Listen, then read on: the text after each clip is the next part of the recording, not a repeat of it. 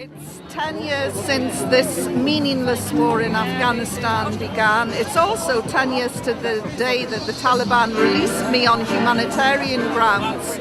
And I was in a prison in Kabul when the war started, so I know the terror, the sheer terror of being bombed by Britain and America.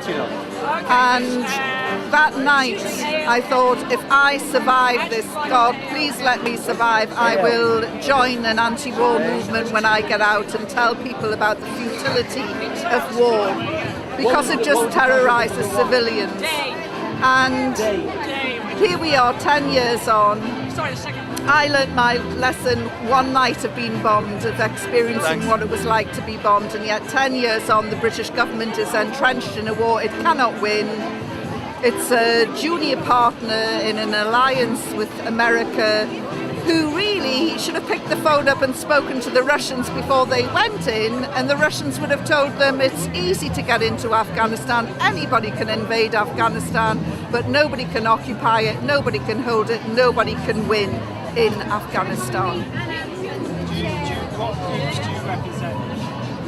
I'm the European President of the International Muslim Women's Union. I'm the Vice President of the European Muslim League, and I'm a member of the anti-war movement. And you know, I'm representing me as well. So, what do you feel has been achieved in 10 years of war in Afghanistan? On the upside, and on the basis that every cloud has a silver lining, what has been achieved is a magnificent, solid anti-war movement, which is such a broad church, and I think that's low-key. An anti-war movement that's such a broad church, it's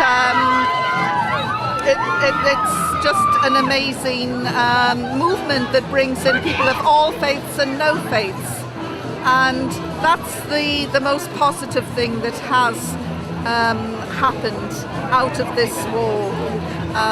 But there are very few positives, and to quote David Miliband, who was a pro-war MP and a big supporter of Blair, in this case there are more negatives than there are positives. What's next for the anti-war? Well, it's never going to be out of work. As long as there are imperialistic wars, there will be an anti-war movement. And you can see by the turnout today how people are still very angry about Afghanistan, they're still angry about Iraq. None of this is in their name.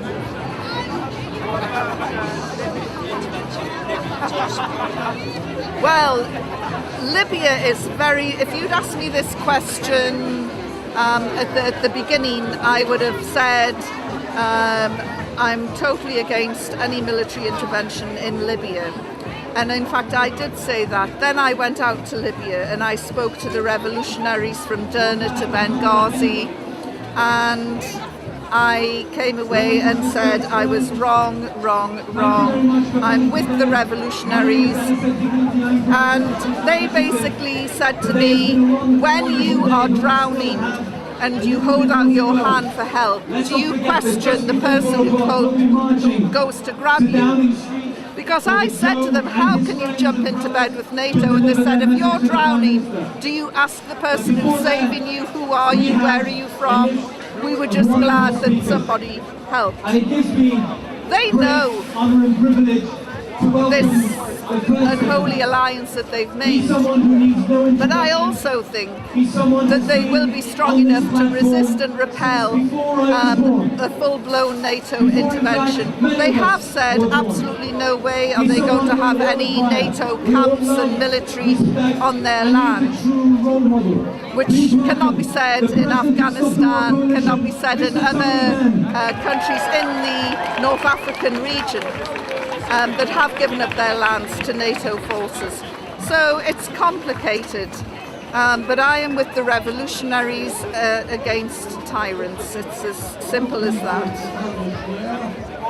about Iraq. Can you say a little bit about Iraq and the situation it's in now? Iraq has deteriorated so much. It's going to get worse. It's going to get a lot worse. I was just speaking to an Iraqi earlier on, and he is devastated by the continued deterioration of his country. May God forgive Tony Blair for Iraq, because nobody else will.